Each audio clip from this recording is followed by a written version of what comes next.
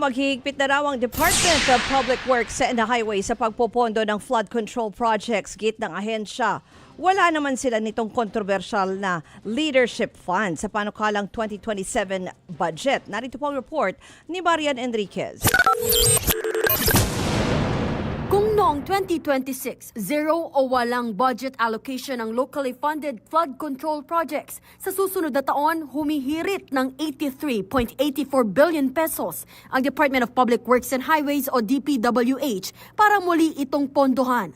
Depensa ni DPWH Secretary Vince Dizon sa budget deliberation, mas hihigpitan nila kung paano ito gagamitin. Nag-consult din daw sila sa Nationwide Operational Assessment of Hazards o UP-NOAA.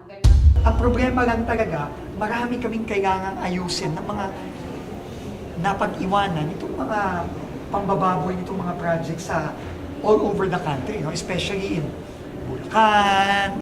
Mula rin daw sa higit 17,800, ibinaba na ng ahensya sa halos 11,400 ang infrastructure projects sa 2027. Ayon kay Dizon, inalis na nila ang mga duplicate projects sa iba't ibang rehiyon.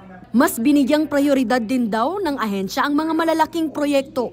Bukod sa locally funded flood control, humiling din ng 19.6 billion pesos na foreign-assisted flood mitigation programs ang ahensya sa ilalim ng 2027 National Expenditure Program. Sa kabuuan, 643.95 billion pesos ang proposed 2027 budget ng DPWH. Giit ni Dizon, walang kontrobersyal na leadership funds sa ilalim ng panukalang 2027 budget ng DPWH. Utos naman ng Department of Budget and Management sa ilalim ng Basic Infrastructure Program, alisin lahat ng proyektong nagkakahalaga ng 5 milyong piso pababa.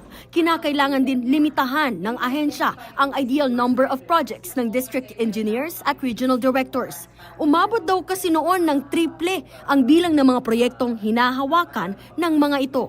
Sa isang punto ng deliberasyon, inusisa ni Kamanggagawa Party List Representative Eli San Fernando ang tungkol sa mga contractors sa likod ng EDSA Rehabilitation Phase 1. Giit niya ang contractor na Redicon Trading and Construction Corporation at R2 Builders ang nasa likod ng pagsuspende ng wage hike sa Metro Manila.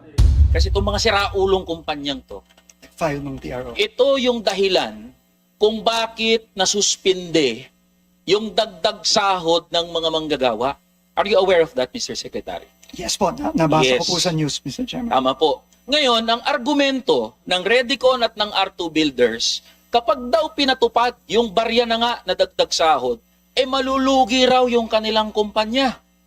Paanong malulugi itong mga kumpanyang to kung coming from the Secretary and DPWH, they were able to secure billions of pesos of contracts and yet they cannot pay their workers a measly 60 pesos increase from the 85 pesos na dagdag sahod ng mga manggagawa.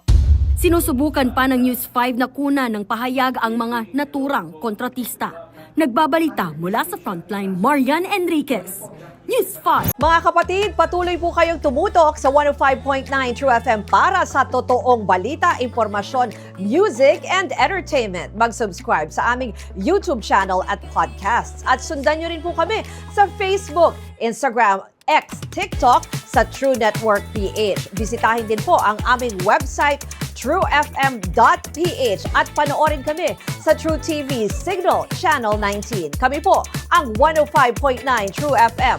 Laging true sa'yo, kapatid. Ito tayo sa totoo, tunay at tapat.